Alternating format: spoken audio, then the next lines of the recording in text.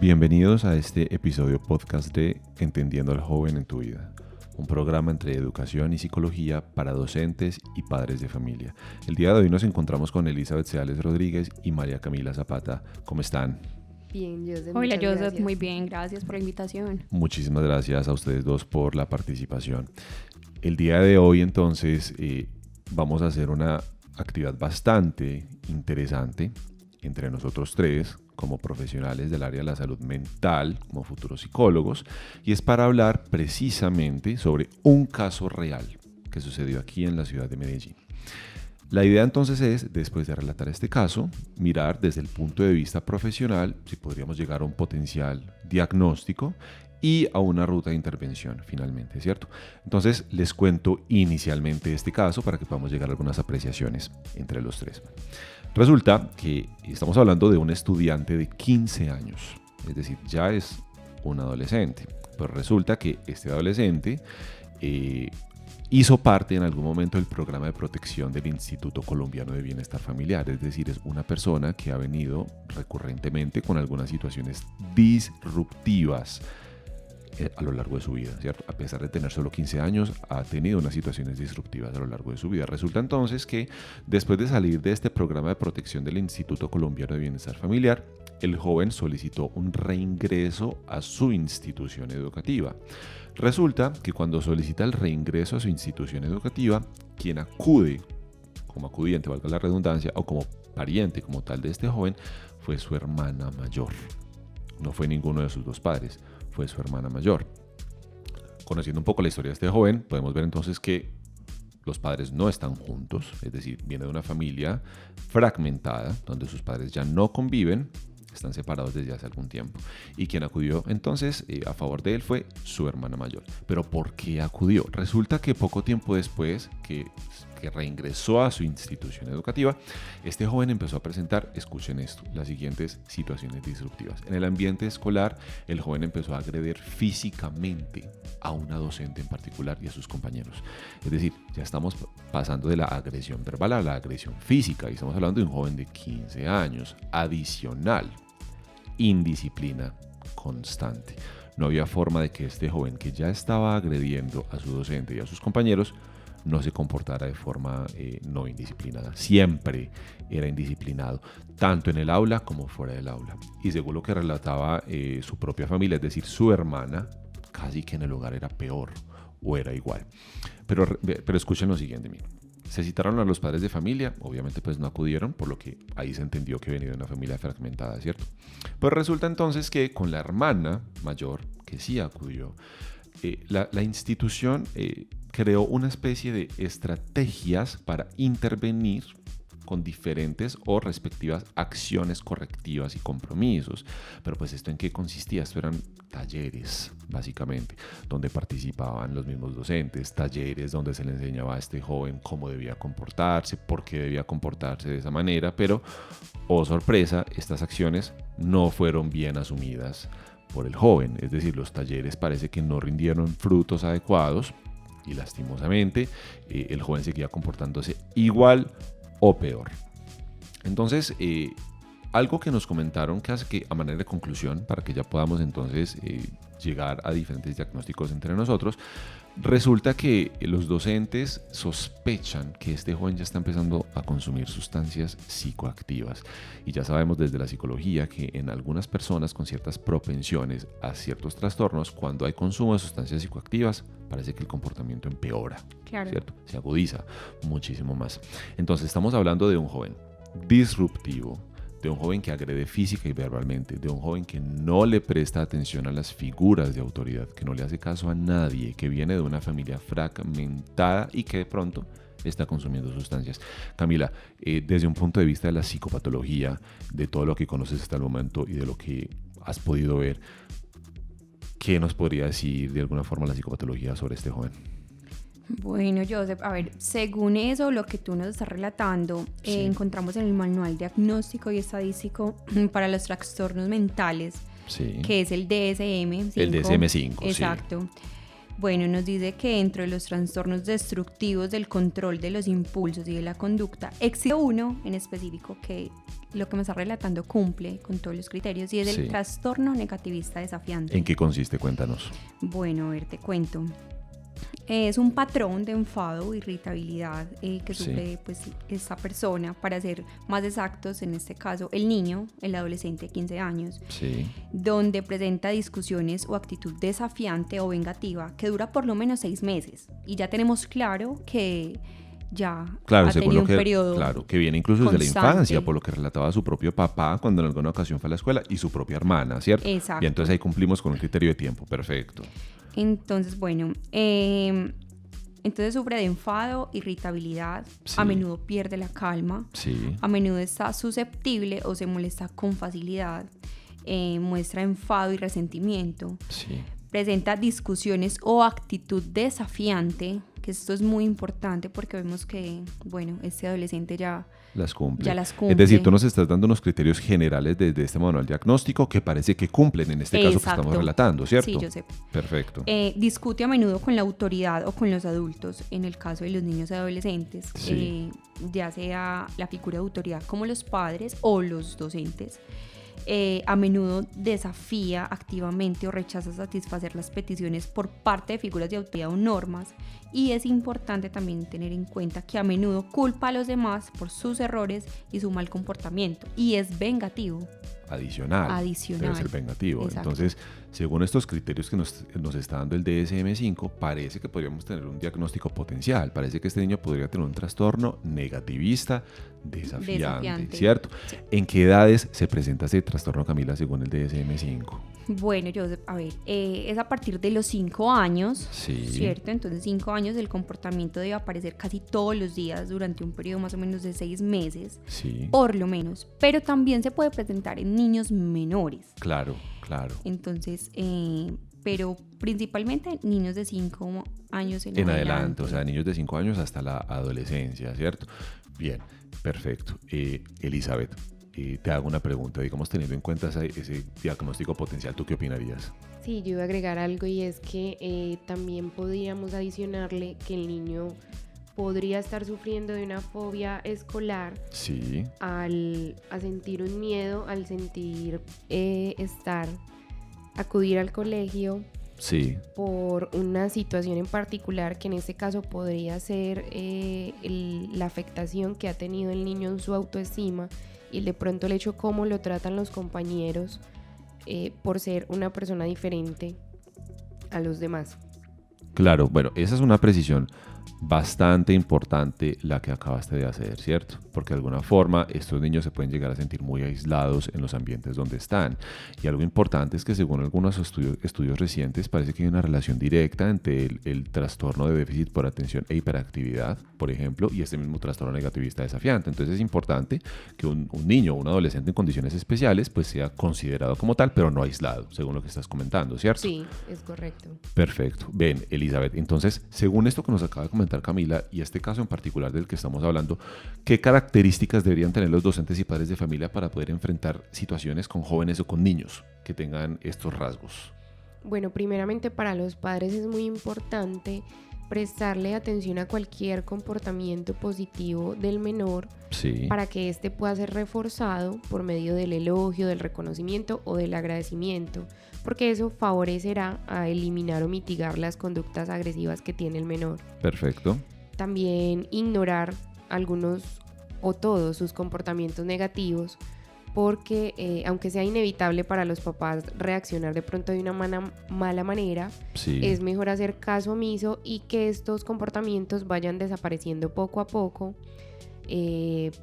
para no reforzar esas conductas que se quieren evitar. es decir, cuando no se le presta atención a estas conductas disruptivas, estamos reforzando que no vuelvan a aparecer. Exactamente. Bien, perfecto. Sí, también es muy importante adelantarse a situaciones que ya se hayan identificado previamente, proponiendo una forma diferente de reaccionar o otra actividad distinta al niño, Sí, para que no tenga pues como esa forma de actuar sabiendo que ya de pronto antes había pasado. bien. Y también explicarle al menor los comportamientos considerados como inadmisibles, por qué lo son y cómo debería comportarse ante esas situaciones que de pronto puede vivir. Claro, eso sería desde el punto de vista de los padres en los Sí. hogares, ¿cierto? ¿Y qué podríamos decir de los docentes? Exacto. Los docentes, digamos que estas pautas que acabo de decir aplican más para los padres, pero también los docentes las pueden poner en práctica Está bien. porque igual pues siempre van a estar en constante relación con el niño. Claro. Incluso también igualmente hay unas pautas más específicas, como por ejemplo enseñarle recursos al niño para gestionar sus emociones y que esto permita estimularlo y mantenerlo concentrado en su estudio. Perfecto. Bueno, esas son recomendaciones muy poderosas para padres de familia, incluso para docentes que nos van a estar escuchando en este momento.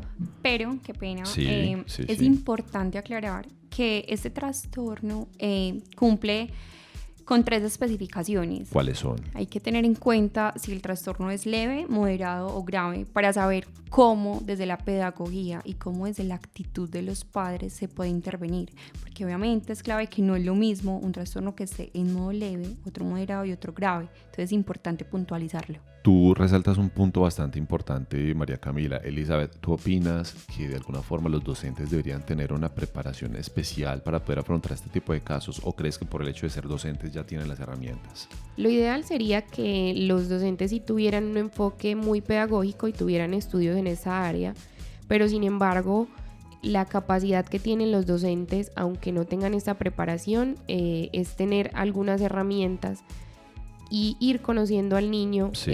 específicamente para poder recomendarle o utilizar estos recursos individuales Perfecto. para potenciar ese proceso escolar del niño. Perfecto, claro. Entonces ahí definitivamente la pedagogía es fundamental que tienen los docentes desde que tengan una comprensión más adecuada de este tipo de situaciones. Bueno, entonces yo creo que es importante que puntualicemos, ¿cierto? Ya hemos dado ideas generales, características que deben tener los padres, características que deben tener los docentes, pero en algunas ocasiones estos mismos padres o docentes no sabrían qué hacer a nivel general, ¿cierto? Cuando tienen un niño o un adolescente que presente estas características. Entonces, pensemos entonces en algunas recomendaciones inicialmente generales que podríamos darles a los padres de familia y docentes cuando estén en una situación similar. Y desde la misma teoría científica o desde los mismos avances actuales, hay unas 2 recomendaciones iniciales que podríamos dar y son recomendaciones generales. Lo primero que debemos decir a los docentes es lo siguiente: piensen en realizar modificaciones o adaptaciones en el aula de clase. ¿Y esto para qué? Cuando se realizan modificaciones o adecuaciones en el aula de clase, se regula el comportamiento de los niños, ¿cierto? Y este comportamiento se regula a través de la modulación y la organización de las sensaciones. Pero adicional, otra recomendación general es que es imperativo explorar y descubrir cómo percibe el niño a las reglas y a las figuras de autoridad. ¿Las percibe bien? ¿No las percibe? Porque desde ahí se puede empezar a hacer un trabajo adicional. Exacto, y apoyando un poquito eso que nos está diciendo Joseph, es importante estimular la confianza del niño a través del contacto visual y la escucha activa, es primordial. Sí. Y también recalquemos un poquito que es importante reconocer y premiar las conductas esperadas, ignorando de pronto aquellas actitudes no deseadas o comportamientos no deseados en el niño. Claro, lo que ya había dicho Elizabeth previamente, Exacto. ¿cierto? Cuando ignoras ciertas cosas, haces que no vuelvan a aparecer. Exacto. Sí, también es muy importante ayudar al niño a restaurar su autoestima, porque como lo dije anteriormente, Sí, se puede ver muy afectado por el hecho de que el resto de sus pares lo vean como alguien diferente a los demás. aislado, ¿cierto? Pues sí, aislado, Sí. su comportamiento como al ser disruptivo, Sí, rompe con las reglas y las normas que le han enseñado al resto de los niños, entonces obviamente les va a parecer muy extraño perfecto. el comportamiento de él.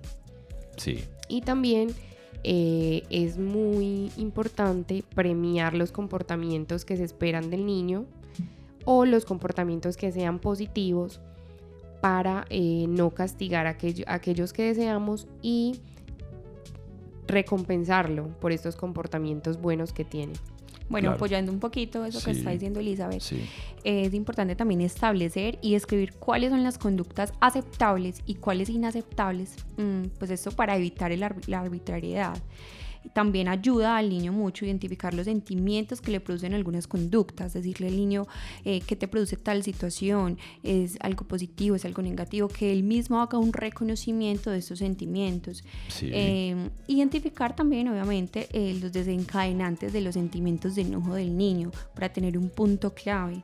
Entonces, bueno, es conocer un poquito al niño, la verdad. Perfecto. Y con base a todo esto que hemos hablado, es importante que los padres de familia y los docentes que tengan sospecha de algún alumno o de algún niño en particular, que tengan muy presente lo que Camila nos mencionó previamente. Y es que si estos comportamientos erráticos o diferentes se están presentando en niños menores de 5 años, es importante que estos signos y síntomas aparezcan casi todos los días durante un periodo de 6 meses, ¿cierto?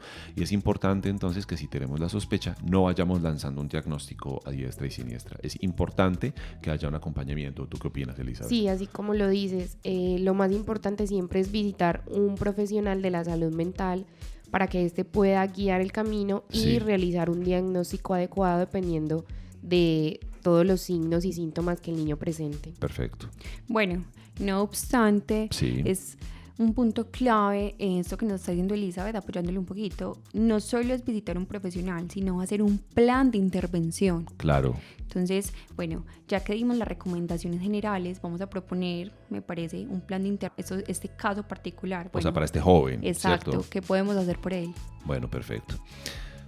Desde los avances actuales, desde lo que hemos hablado nosotros tres hasta este momento, un primer paso para este plan de intervención podría ser una terapia de interacción con sus acudientes, es decir, una terapia de interacción entre este joven y sus acudientes, que podría ser o su papá, o su mamá, o su hermana menor o mayor. Recordemos que las hermanas realmente han estado más pendientes de él que sus propios padres de familia. Pero entonces esta terapia de interacción con sus padres o con sus acudientes consiste en interactuar de manera más positiva y eficaz con ellos en el hogar, ¿cierto? Para desarrollar habilidades de crianza que de alguna manera puedan ser consideradas positivas y menos frustrantes para este niño.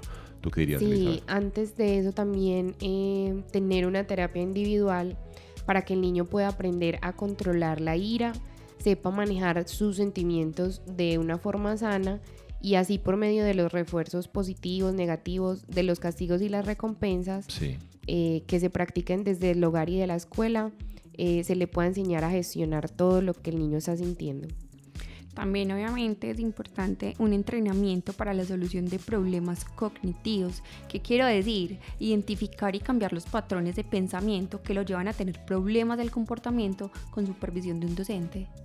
Todo eso que estamos mencionando parece muy de la mano con una terapia conductual inicialmente, ¿cierto? Y de pronto una terapia cognitiva a lo largo del tiempo, porque necesitaría un reentrenamiento de diferentes cosas, desde el castigo, desde las recompensas, del refuerzo positivo, desde el refuerzo negativo, y adicional, parece muy importante para este niño y que esto haga parte del plan de intervención, que haya un reentrenamiento de sus habilidades sociales, que él se sienta más incluido en su espacio, pero que cuando él se sienta más incluido, sepa cómo comportarse adecuadamente. Total, estoy de acuerdo. Sí, y también dar una continuidad al tratamiento psiquiátrico en caso de ser necesario. E incluso psicológico, ¿cierto? Que no se deje esto de lado, sino que haya una continuidad y siempre un acompañamiento profesional desde el área de la salud mental. Pueden ir de la mano. Claro. Creo que pueden ir de la mano, se apoyan muy bien. Me encanta esto que hemos hablado. Bueno, muchísimas gracias a ustedes dos por este espacio, por haber escuchado este caso en particular, por haber llegado a un diagnóstico potencial e incluso por haber pensado en un plan de intervención para este joven. Muchas gracias, Elizabeth y Camila. Gracias. Muchas gracias por la invitación. Y muchas gracias a ti por escucharnos en este podcast de Entendiendo al Joven en tu Vida, un programa de educación y psicología para docentes y padres de familia. Recuerda que quien te habló fue Joseph Flores. Chao, chao.